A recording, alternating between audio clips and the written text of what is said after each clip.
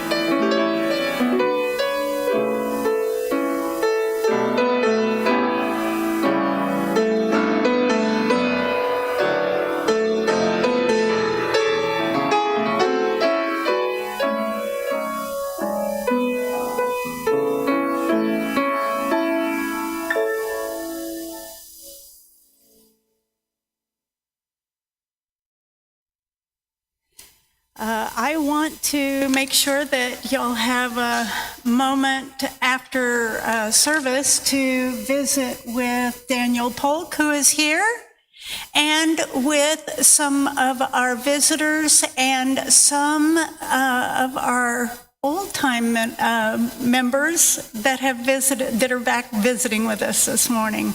So we're really excited to have everybody here with us. The call to worship this morning is going to be an effort between all of us. Your part is to say, you are beloved and you are welcome here. So let's say that together. You are beloved and you are welcome here. Whether tears have fallen from your eyes this past week or gleeful laughter has spilled out of your smiling mouth, you are beloved and you are welcome here.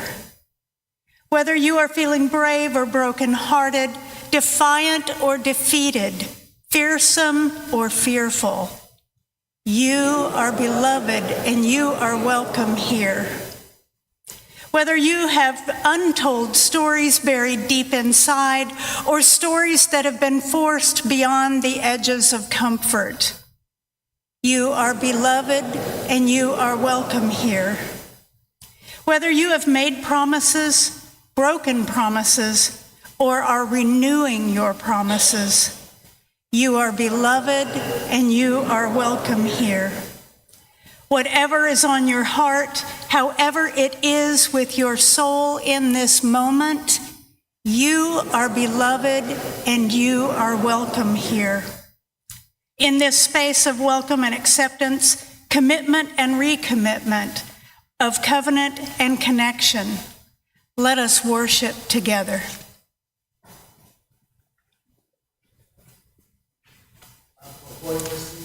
Chalice lighting, I've been told there's one more announcement. Patrick, you had an announcement? Yes, I do. No, that's the one you took from me that wasn't turned on. You want the one that works? It's on. It's 14:07. Is it working now? Okay. Yes, we're going to be doing a movie night here because, well, actually, I didn't find it, but Guy Thornton found a Bose surround sound system in one of our closets. And I took it home and hooked it up, and it works. So I'm thinking, well, that's nice. Maybe I'll keep it and buy it from the church. And then in another closet, we found a popcorn machine. So I'm thinking, I think we used to have a movie night here. So why can't we do that again? And last week, I disassembled the popcorn machine to clean it and put it back together with Dan Sexton's help because I needed 4 hands instead of 2. And the popcorn machine does work. So we have everything. I bought a large screen and a projector because the projector that was here only did 3x4 and we needed one that did 16x9. So we can do a movie night. And what we're wondering is, yes, I've gone through all of that. Because when I was a kid, we used to go to the movies and it was a community time with all of us kids in the local neighborhood movie theater. And it was a lot of fun because kids running up and down the aisle and throwing popcorn at each other. Yeah, those were wild Saturdays for us kids who were about 9 or 10. I'm hoping to have a movie night, and I'd like to talk about that. So if you will meet me in Coleman Hall at 12:30, I would like to discuss how we proceed with movie night. I would like to do it sometime in July, and deciding what our first movie is going to be. And hopefully we will have a wonderful response from the few of us who are here. So get ready to buy popcorn, sit in the dark, and watch a movie with your fellow congregants, and hopefully have an enjoyable time. So that's my announcement, and I'll see you in Coleman Hall at 12:30. Thank you. Our chalice lighting words were written by Reverend Marjorie Montgomery, Minister Emerita of All People's Church, Unitarian Universalist. Life is a gift for which we are grateful. We gather in community to celebrate the glories and the mysteries of this great gift. Please join now in singing our hymn of the month for June, number 1026 in the Teal books, If Every Woman in the World.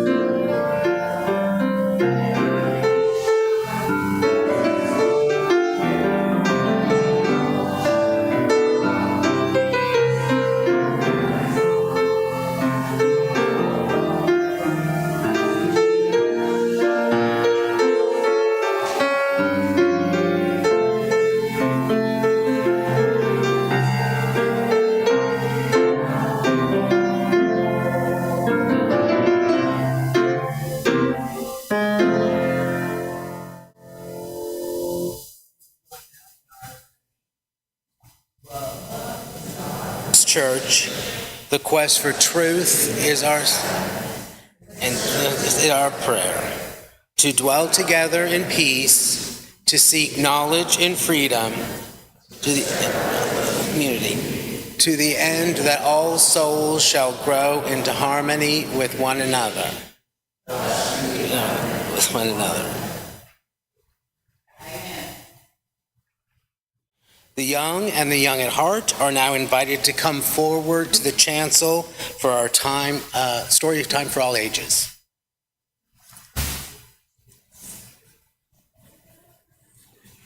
They're coming. It takes a minute. I get that. It takes me a minute to get down the hall, too.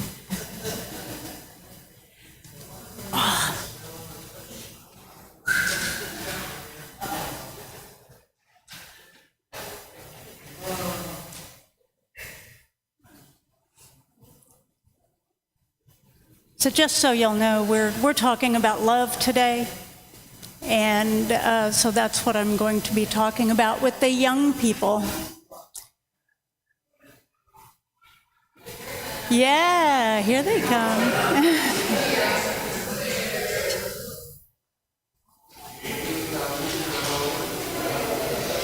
Hey.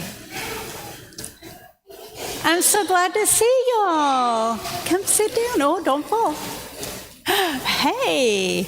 Oh, those are some snazzy glasses. Yeah.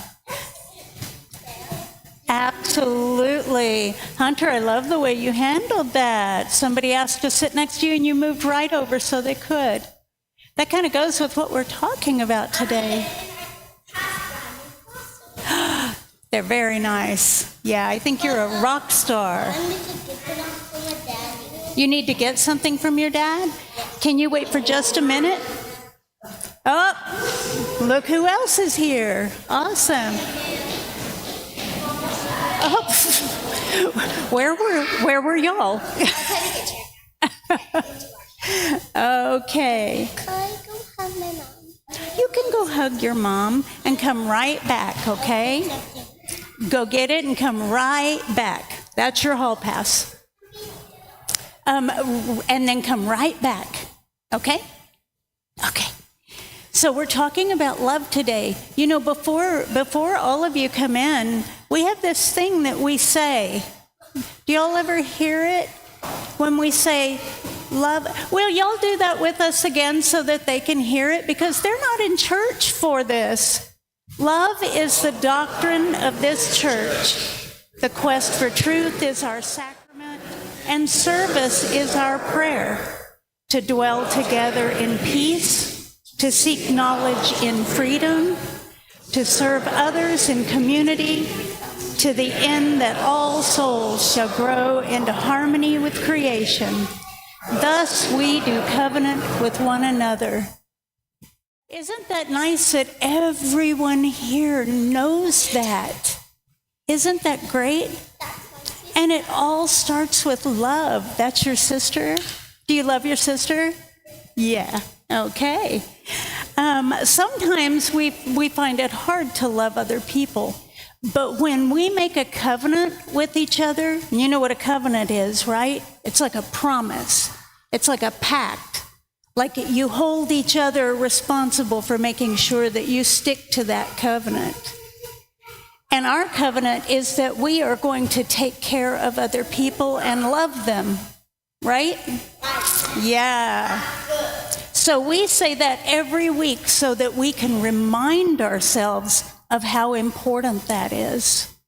Because it's important to love other people, right? That plant loves you very much. It's fake? I think it's real because I saw Mary watering it this morning. And there's dirt, soil, yes. So do y'all want to say the covenant with me? Yeah. Okay. So I'll say a little part and then y'all say it, okay? Love is the doctrine of this church. Love is the doctrine of this church.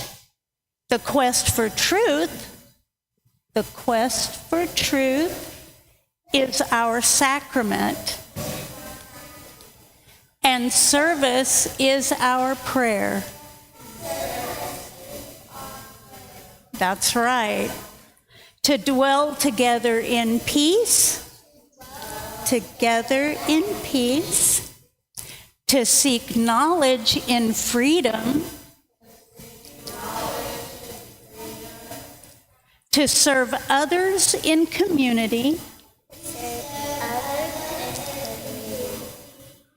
to the end that all souls shall grow into harmony with creation. All souls shall grow into harmony with creation. Thus we do covenant. With one another. Why is love important here?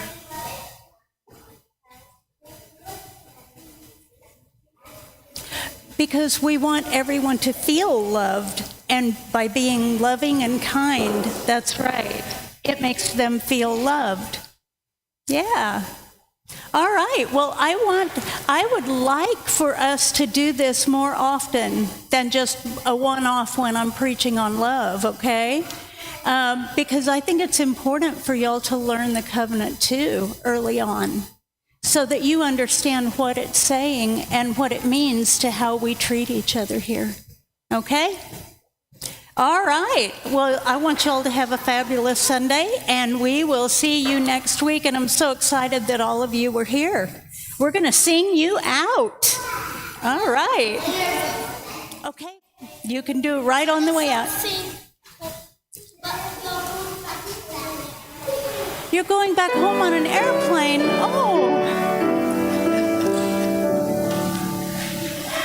As we leave this friendly place, give light to every face. May the kindness which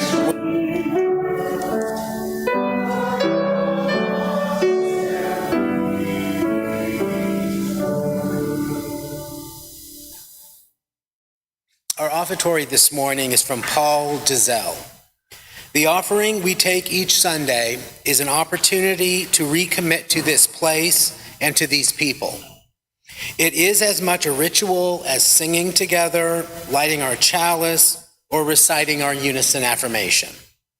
It is a reminder of that form of love we call generosity. It is how we show that we believe it's important to worship together, to help the community, and to say yes to the values of our faith. It is our custom to share the undesignated cash offerings that are collected each week. We do this on a quarterly basis for a nonprofit or a charitable organization. Our current Share the Plate recipient is the Underground, sponsored by Unbound Now, to help victims of human trafficking. If you prefer, donations can be made using the QR code on the back of the order of service. The offering will now be accepted. Will the ushers please come forward?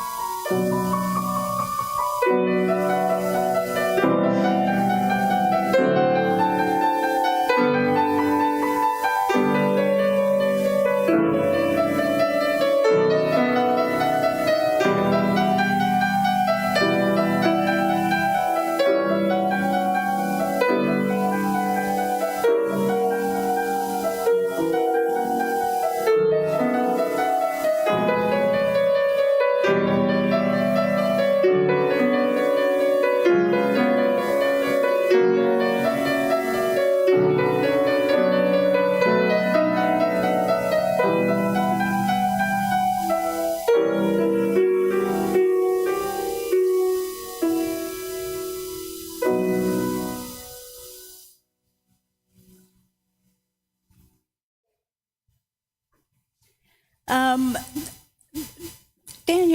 you were just at GA, and would you like to come up and just say a couple of words about your experience there?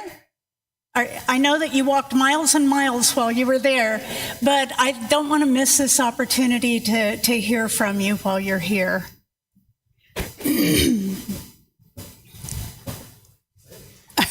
Surprise. Surprise. So General Assembly, the gathering of Unitarian Universalists from all over. There was a big crowd in Baltimore. I went to a couple workshops that were quite interesting. One on diversity in ministry, finding and including a diverse number of ministers. Another one that was interesting was the something called Disrupt Church, reimagining church for the future, because the way we've been doing it isn't going to last. We need to rethink and redo and disrupt church. That's being led by a community church in New York City. And I sat there and said, what if NTOC, all our North Texas congregations, got together and started rethinking church for the future? The Sunday morning service was moving. Nicole Kirk from Tulsa spoke of the engagement, looking at because this was the site of they call it the ordination sermon, where the word Unitarian was first used and claimed and applied to us. And she talked about how it was used first by some of the traditionalist folk as a derisive term. And our ancestors claimed that and said, we are Unitarian, claimed that term. They became activists using that word. Could we use that today? So there's some other things got talked about. We'll be hearing more, but yes. Thank you so much. Okay. I appreciate that.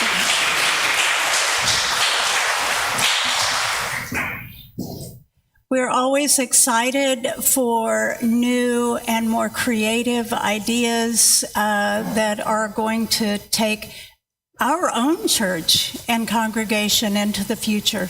It's important to be flexible and open to listening to other ideas.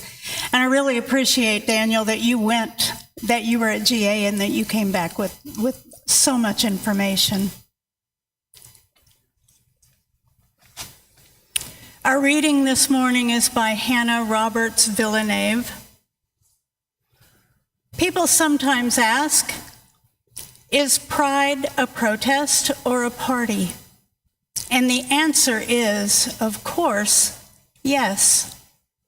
And why not? Why not rejoice as we resist, dance as we demand change, celebrate as we,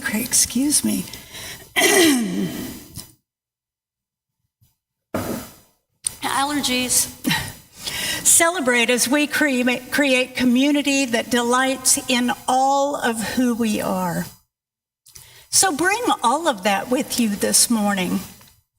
Bring your policy demands, bring your glitter, bring your Supreme Court broken heart, bring your rainbow socks, bring the emptiness you feel for our siblings gone too soon. Bring your Gloria Estefan remix. Bring your tender hope for change. Bring your most garish eyeshadow. Bring your spirit tattered and battered by a world that seems insistent on choosing fear and hate. Gather up all these things and bring them here to a place where we don't have to shoulder these burdens or celebrate these joys alone. Come together, come, we have love enough for everyone, together. Will you rise in body or spirit for our middle hymn, Break Not the Circle, on page 323.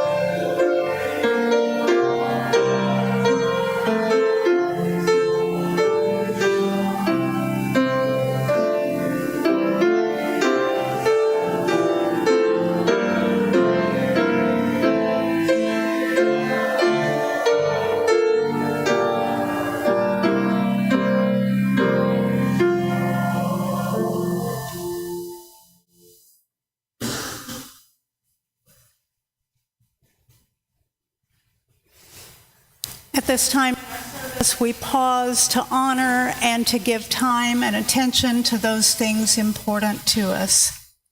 We gather here for healing and for peace in our hearts and in the world, and honor our time together with the shared stories and news from the congregation. Each week there's a journal outside the sanctuary where you can write a message of memory or hope. We honor these messages by lighting 3 candles here next to our chalice. Also, at any time during our service, you are welcome to come forward and light a candle in our meditation center here next to the chancel.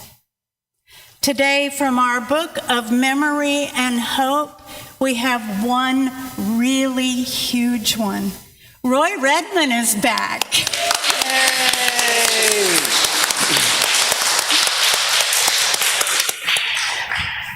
He says that he's now out of jail, but, you know. Roy, we're so glad to have you back here.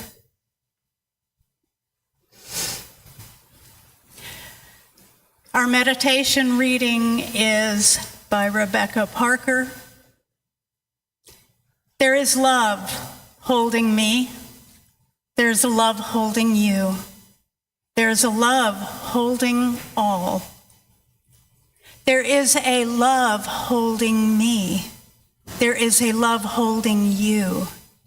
There is a love holding all. I rest in this love. Let us now pause for a few moments of quiet meditation to hold and uplift the sorrows and celebrations, both spoken and unspoken, among us. And then Misha will lift our hearts with music.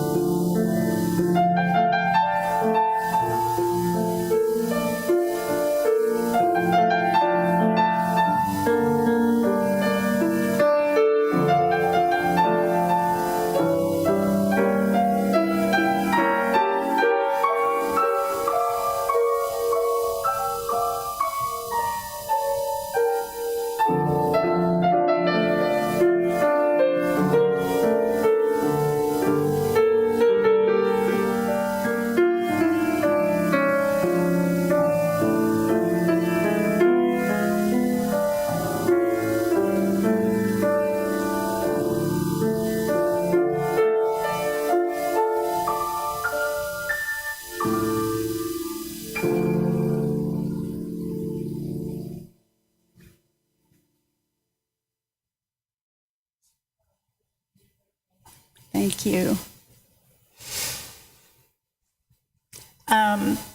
Sometimes when I'm meditating and listening, I'm also looking at all of the things that live up here on these shelves that you can't see. And I know that there's a sermon in there somewhere. Embracing the past, maybe letting go of some things, honoring things that need to be remembered. It's busy back here. Sam Lundquist tells the story like this. Dolly Parton met her husband Carl in 1964. She had just moved to Nashville, and life in the city was a whole different world from her country life in East Tennessee. One day she was at the laundromat washing her clothes, and she stepped outside while the wash was running to wander around town. A man drove by and started hollering at her. That was Carl Dean. Well, she stopped and said, "Hi," and they became inseparable. Dolly was living in one of the Nashville suburbs at that time. As she tells it, Carl came by every day, and they would just spend as much time as they could on the porch together. Meanwhile, he was living on the other side of town, helping his dad with the family street paving business. Eventually, all the back and forth wore him out, and 2 years later, in 1966, he said, "You're either going to have to move to the other side of town, or we're going to have to get married." That was the proposal. Dolly was a little taken aback, and rightfully so. She responded, "You know, you haven't even told me you love me." "Oh, you know I love you," said Carl. That's when Dolly poked her finger right into his chest. "Then say it. Tell me you love me." He tried to look away, but Dolly held his face so he had to look right in her eye. "I love you," he finally said. They got married just a few months later. In that same year, in San Francisco, the first LGBTQ riot in American history broke out at Compton's cafeteria at the corner of Taylor and Turk in the Tenderloin. Compton's was a 24-hour diner known as a place where trans women and drag queens would often gather in public. But they weren't always welcome. The staff would often call the police to arrest the people there for female impersonation, which was a crime at the time. One night, things went too far. Police came to arrest a woman, and she fought back and threw some coffee. The diner erupted. A riot broke out. Women, drag queens, cops, dishes, sugar shakers, salt and pepper, high heels, windows broken, and police cars damaged. Protests continued for days as people fought for the dignity of all of the people who called that diner home. Dolly and all the folks at Compton's cafeteria, they all knew that they were loved, no matter what. But they wanted to hear it. They wanted the world to tell them that back. They knew that there is something deep within each of us, something divine, that whispers our worth and reminds us that we deserve to feel it, see it, and hear it out loud. How often do you hear, "I love you"? How often do you say, "I love you"? I know for me, growing up, I didn't hear it much. Like it was with Carl Dean and Dolly. It was implied, but not spoken. I heard it at church occasionally, though more indirectly. Fewer "I love yous" and more "God loves you." But it was there. I think that's really where it ended, though. Not a lot of "I love you" at school. not many among friends. Sam tells about when that changed for him. He says, it really wasn't until my first job out of college that I began to hear I love you on an everyday basis. It just so happened that at my first job, I was surrounded by a lot of queer people. That's working in entertainment in Los Angeles for you. And this was years before I was out. Almost every time folks would depart for the day and head home, I'd hear someone say, love you, bye. Or my absolute favorite version, love you, mean it. And no sarcasm, they really did. To this day, it is when I am with my queer friends that I hear I love you the most often. At parties, at dinners, in text, on phone calls. They end more often than not with an I love you, and I still smile when I hear it. I think that's because queer people know how much it matters, how profoundly powerful it is to hear I love you and to know that people mean it. Laurie, Jane, Julie, and I heard that yesterday at the Pride Shabbat. Those words so often simplified down into God is love. That's a completely true statement, but these words are so much more than that. The long ago writer was painting this beautiful picture of the flow of love. These words from yesterday stayed with me. They are from the Asher Yatzar, The One Who Forms, by Rabbi Elliot Kukla. Blessed are you, source of all life and form, who implanted within us the ability to shape and reshape ourselves, molding, changing, transitioning, and adorning our bodies, so that the fullness of our many genders, the abundance of our desire, and the diversity of our souls can be revealed. Blessed are you, Eternal One, who has made me your partner in daily completing the task of my own formation. Love begins beyond us, somewhere no one can touch, a light no one can extinguish. It is eternal, it is unending, it is divine, it is. That same love is here, deep inside us, because we were all created and birthed by that love. No one can ever take it away, and we can return to it again and again and again whenever we need it. We bring that love to life as we love others. It happens when we say it and when we share it with our words and with our lives. That is life's task, to be in that flow of love, to live in that flow of love, attuned to the love beyond us, within us, and extend it around us. But sometimes that flow gets severed. For queer people, that is especially the case.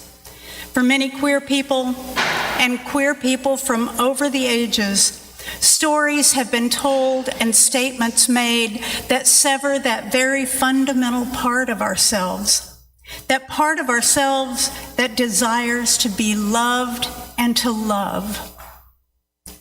Many queer people have been told that they don't love right, or they can't love, or they aren't loved, or they're unlovable, or that they are cut off from that big eternal beyond love. Families can say that. Churches can say that. Culture can say that. We can even say that to ourselves. It is a cut with a deep and existential pain.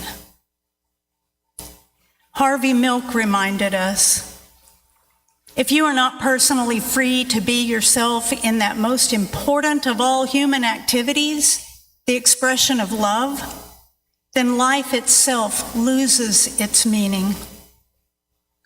And that's why this whole month is important.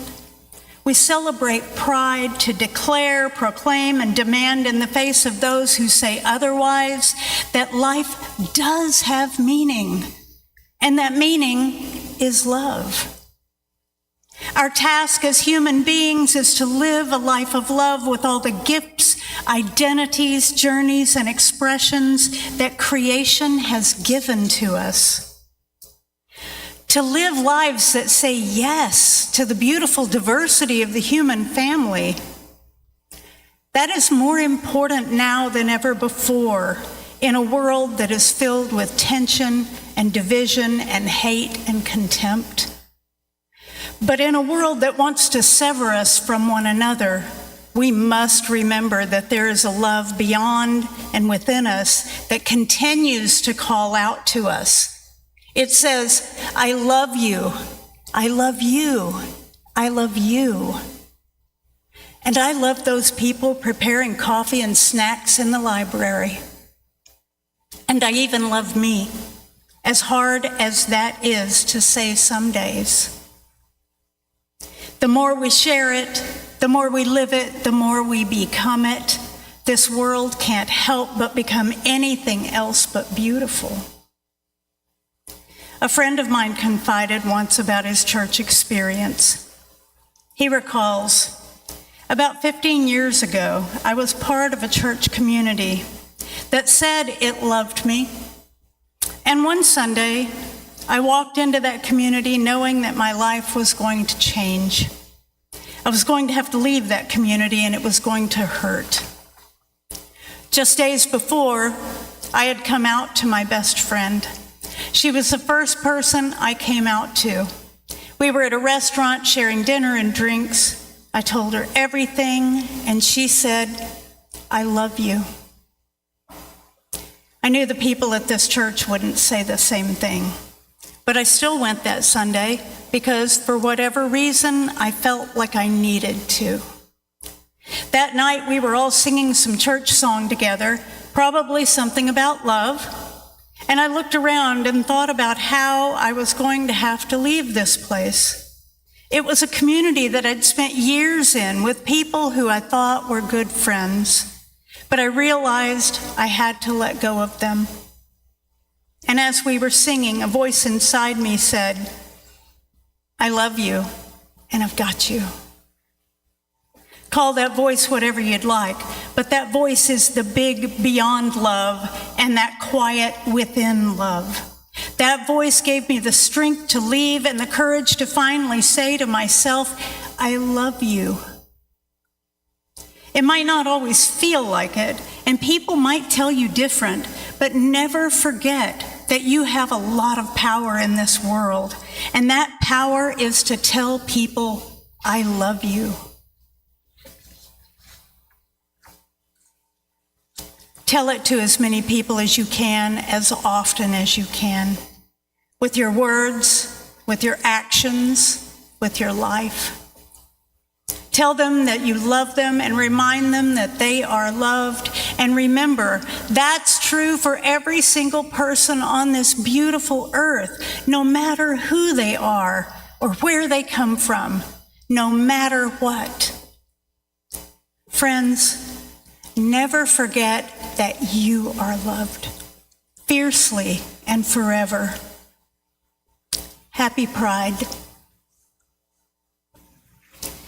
Will you rise in body and spirit and join us for the closing hymn, number 1017, We're Building a New Way.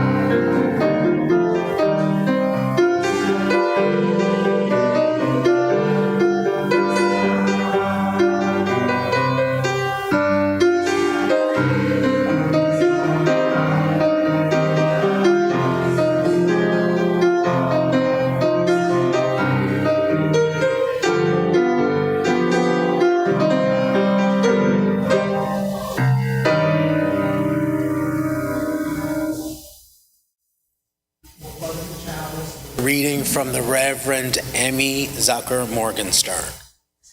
When we take the fire from our chalice, it does not become less, it becomes more. And so we extinguish our chalice, but we take its light with us, multiplying their power by all of our lives and sharing it with the world.